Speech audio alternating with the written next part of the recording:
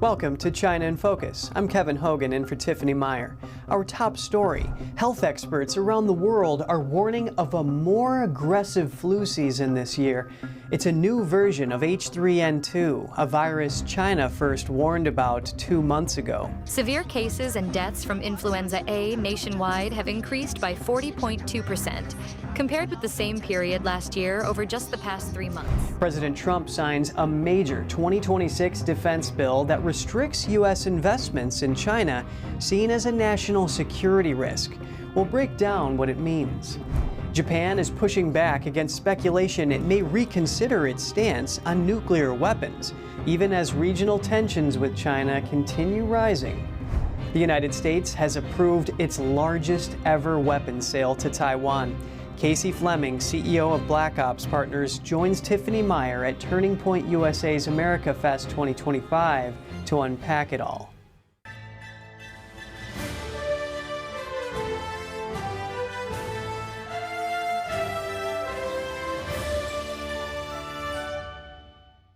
Health experts around the globe are now warning of a more aggressive flu season this year.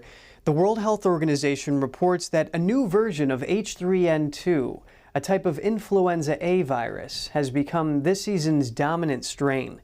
Back in October, Chinese state media, citing a local CDC, warned that this virus would dominate the flu season. And earlier this month, China's CDC warned that 17 out of 23 provinces are seeing high flu prevalence, while the rest report medium levels. Doctors warn that children are among the most affected groups. Take a look. According to the latest influenza surveillance data released by the Chinese CDC, severe cases and deaths from influenza A nationwide have increased by 40.2%, compared with the same period last year over just the past 3 months. In children, influenza A can easily lead to serious complications such as pneumonia, myocarditis, and acute encephalitis. Chinese media reported a critical case of an 11-year-old boy in eastern China's Zhejiang province. His symptoms evolved from fever to serious pneumonia in just 24 hours. According to media reports, a CT scan shows half of his lung turned white, indicating heavy infection and impaired function in that area. He was diagnosed with severe pneumonia caused by influenza, complicated by a bacterial infection. Here's what other Chinese citizens are saying. The flu is really bad. Many people around me are getting it. It spreads even faster in schools. At the hospital, you can't even get in line for IV treatment. I got white lung and ended up in the hospital for half a month. There are simply many cases of it. There are many patients in the hospitals. A lot of them still have COVID. And now, the deaths are mostly young people in their 30s and 40s. We can't predict it. Even a lot of kids are sick. When I look at the virus tests, they carry several viruses at the same time. So it's a co-infection issue, and it's really serious. That's why people think it's especially severe this year. The Chinese Communist Party has a history of covering up the real situation when it comes to public crises. Many signs are suggesting China's flu season may have started much earlier. In late October, Chinese media, citing the local CDC, warned that H3N2 would be the dominant strain this flu season. The report also said that southern China was already seeing surging flu activity, but it assured the public that this strain is not a new virus, so there's no need to worry. In other words, China's official report drew the conclusion roughly 2 months before the WHO. However, it withheld some key information from the public. This new H3N2 strain has 7 mutations and could spread quickly and grow stronger. Then, around early November, Canada and the UK started reporting H3N2 outbreaks in their countries. Just 2 weeks after those reports became public, the virus broke out across China. A resident from central China's Shanxi province told us that local hospitals were packed by sick people since the beginning of November. Many people were diagnosed with pneumonia. People started wearing masks again. Many elementary schools suspended classes.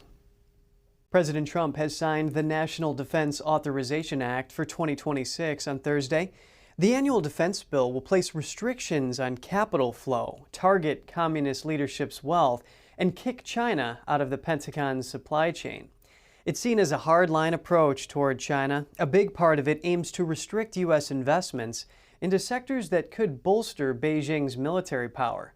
It requires American companies and investors to notify the Treasury Department when they plan to invest in sensitive technologies in China.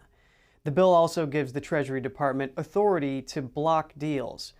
And in a blow to the Chinese Communist Party's top leadership, the bill requires the U.S. intelligence chief to publish a report on the wealth of senior CCP officials within a year.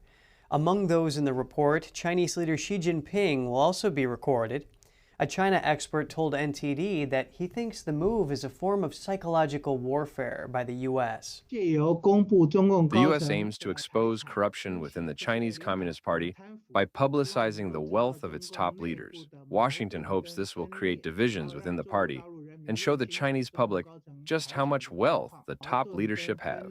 Publicizing top communist leadership's wealth could deal a huge blow to the Chinese regime. Such information is not available within China and could increase public dissent. Turning back to the defense bill, it also blocks the Pentagon from contracting with Chinese biotech firms tied to the Chinese military. The bill doubles down on removing China from the War Department's supply chains. That's by restricting the DoD from buying a range of items from China, such as critical minerals and advanced batteries. Diplomatically, the defense bill calls for more regional China officers to monitor Beijing's commercial and military activities worldwide. They would also track China's Belt and Road Initiative. It's the country's multi-trillion-dollar effort to build ports and highways in developing countries and extend the communist regime's influence. The Pentagon was also directed to strengthen U.S. presence in the Indo-Pacific by partnering more closely with Taiwan and the Philippines. And with regards to Taiwan, the defense bill earmarks $1 billion for a program that helps the island defend itself. It also directs the Pentagon to team up with Taiwan to develop and produce drones. U.S. Coast Guards would be sent to train their Taiwanese counterparts to increase the island's deterrence capability. Another provision supports Taiwan's bid to join the International Monetary Fund. It would provide the island with financial protection from China. The latest update on Guan Heng, a Chinese man who recorded footage exposing facilities suspected to be concentration camps in China's Xinjiang region. He's currently on trial over illegal border entry. His trial witness told NTD that the Department of Homeland Security has rolled back the request of deporting him to Uganda. His lawyer has also filed a bail application. The Select Committee on the CCP sent a letter to the DHS last Friday urging for the release of Guan Heng from detention and grant him asylum status. And Japan is pushing back against speculation it may reconsider its stance on nuclear weapons as a deterrent. It follows reports that a senior security official floated the idea amid growing tensions with China. Japan's chief cabinet secretary reaffirmed the government's position on Friday. Since the end of the war, Japan has consistently contributed to peace and prosperity in the international community, and that position remains unchanged.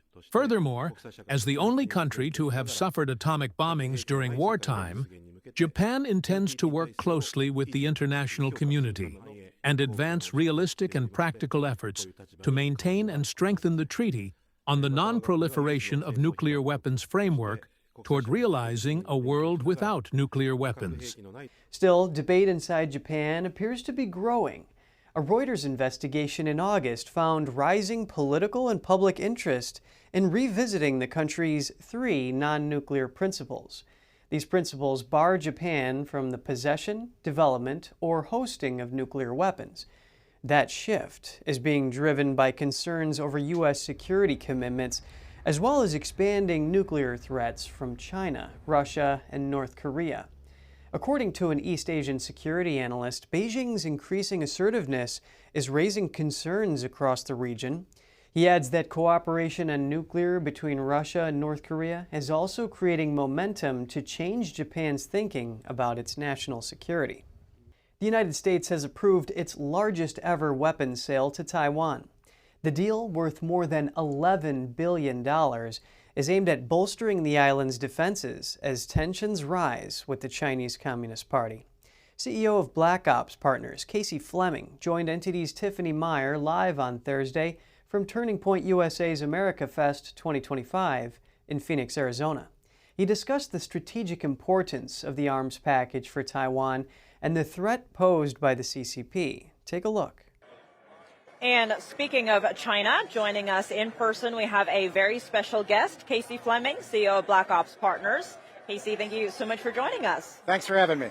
Now, I want to talk about Taiwan because the U.S. recently approved that record $11.1 billion package for Taiwan, arms package, of course. What is the strategic significance of this, and why is a strong military preparedness for Taiwan so important?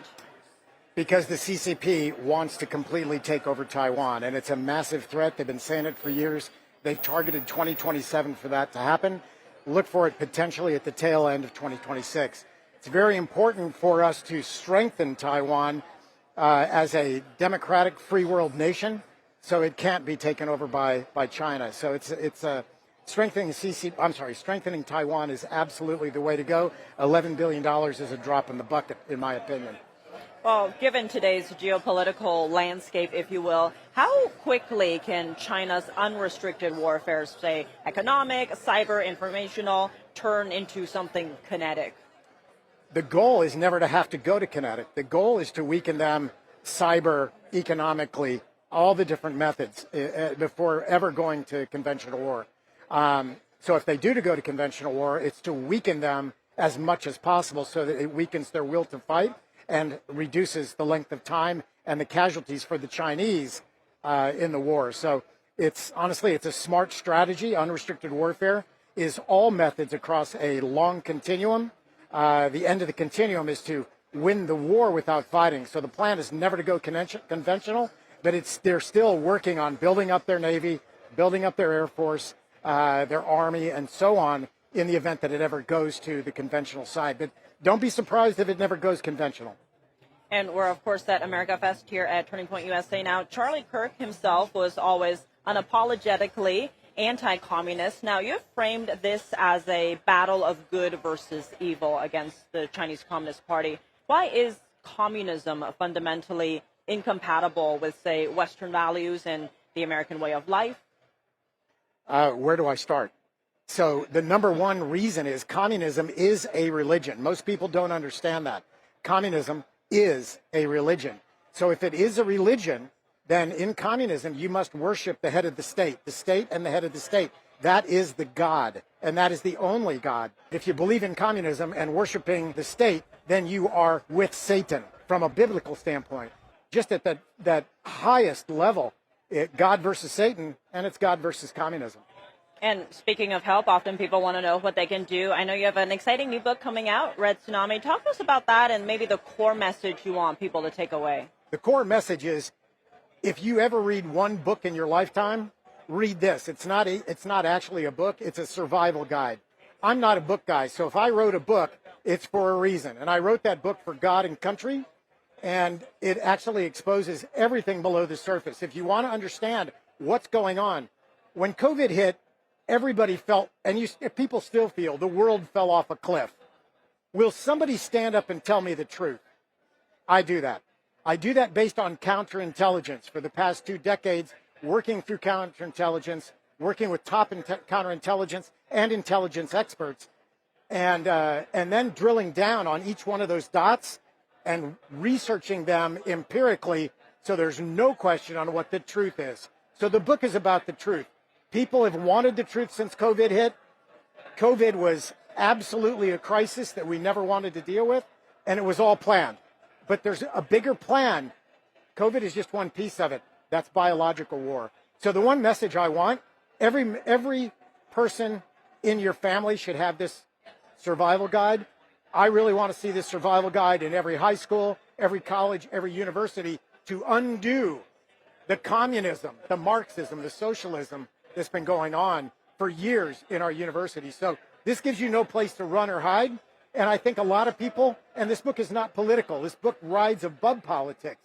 Well, you heard it first here, folks. But expanding on that, it seems we're all here because we care deeply about America. Now, in practical terms, though, how do we strengthen unity and rebuild national resilience without, say, ignoring real threats? Number one, stay educated. The book helps with that, survival guide. Secondly, stop buying anything from China. Why do you want to fund the enemy who is killing you and your children? Why would you want to put a dime in that? You want to be educated. So the book tells you, the survival guide tells you where to spend your money, where you're not funding the Chinese Communist Party, who is ending you and your family. Well, on that note, Casey Fleming, as always, thank you so much for joining us. Pleasure to be here. Coming up, Chinese-owned app TikTok has signed a deal to sell most of its U.S. operations to a group of American investors. Did the move finally address national security concerns?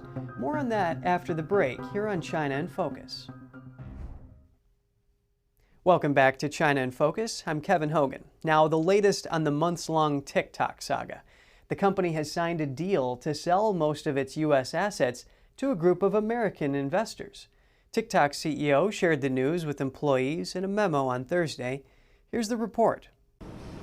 Social media giant TikTok is selling just over 80% of its U.S. assets in a move to avoid a ban in the country. Chinese owner ByteDance said Thursday that it had signed binding agreements with three major investors, Oracle, Silver Lake, and Abu Dhabi-based MGX. The deal will create a new U.S. company called TikTok USDS joint venture. ByteDance will retain a stake of just under 20%. The move is a big step to end years of worry about TikTok's future in the U.S. It had faced a ban from January this year under a law requiring it to divest its assets in the country over national security concerns. Donald Trump also tried to ban the app during his first term, but later became a fan, crediting it with helping him win last year's election. He opted to delay the January ban upon taking office this year. The deal's details align with a plan unveiled in September. Hong Kong media mogul and pro-democracy advocate Jimmy Lai was found guilty earlier this week of undermining China's national security. For more on the conviction, I spoke to Francis Hui, Policy and Advocacy Coordinator at the Committee for Freedom in Hong Kong Foundation. A U.S. citizen, Hui has been placed on Hong Kong's bounty list for her pro-freedom activities in the city. Thank you for joining us, Francis. A colleague at your foundation describes this case as an act of legal subversion. What does this conviction mean for Hong Kong? The verdict is pretty much expected by many people who have been following this case. We have seen a whole destructions of rule of law throughout this whole process of the trial. First of all, the trial was heard by three handpicked judges. And without no jury, and those people are politically appointed by Beijing. And during the trial, Jimmy Lai was told multiple times to not to talk about his political opinions. In the verdicts and the judgment, it's like 800 something pages long. It was so long. I've never seen this lengthy judgment that come from Hong Kong court. But for this whole judgment, you can see that they're trying so much to paint that Jimmy Lai is the mastermind of the movement, that he coordinated everything behind this millions, people of movement. But they didn't succeed. The judgment, if you look at it, none of it is about really, seditious, or none of it is about him, colluding with foreign forces. He's only criminalized because he talked to foreign politicians and publishing critical articles that perhaps hold pro-democracy views that are opposites of what Beijing wants, and that threatens Beijing. So I think for many people of Hong Kong, they know this verdict comes, they know what is, the result of it. But this is finally, after 5 years of hanging on, finally we have a result. And I think many people now wonder how long this sentence will be for Jimmy Lai, and people are concerned because of his health and his age. Yes, thank you for that, Francis. Now, as mentioned, the British Foreign Secretary strongly condemns this conviction and said this was politically motivated. So what can the international community do to pressure the CCP to release Lai? Well, I think in the U.S. Particularly, we just hope that members of Congress can continue to raise his profile, but also fast track many of the Hong Kong related legislation, including looking into the HKETO locations in the U.S., looking into their special privileges in the U.S., and a lot of other things like, imposing sanctions on judges and people, officials that are involved in this whole prosecution. I think that can be, the UK can follow that approach as well, especially with, a trip coming up to Beijing.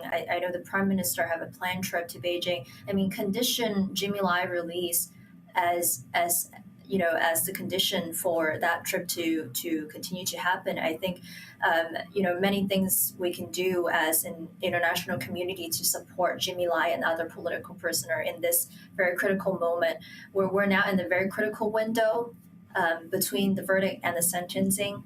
And we just hope that during this time, in this 1 month period, we can have as much voice as we can and pressure the Chinese government to, again, immediately release Jimmy Lai unconditionally.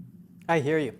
For a little bit of context, Lai was arrested over 5 years ago and has been imprisoned for over 1,800 days, most of that in solitary confinement.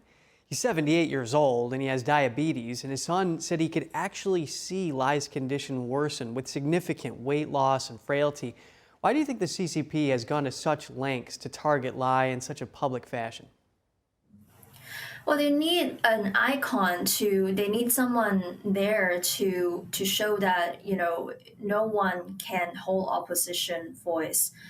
You can run a business in Hong Kong, you can have a newspaper in Hong Kong, but you can't do anything like what Jimmy Lai do. I think Beijing is scared of Jimmy Lai because he is rich, and he has the connection, and he has a great story to tell, which resonates with many people abroad. Francis Hui, thank you for shedding light on this. That's all for today's China in Focus. I'm Kevin Hogan. If you have any feedback on the show or have something you'd like to see us cover, send us an email at chinainfocus@ntd.com. And for round-the-clock, original news coverage, visit us at ntd.com or download our NTD app. Thanks for watching. See you soon.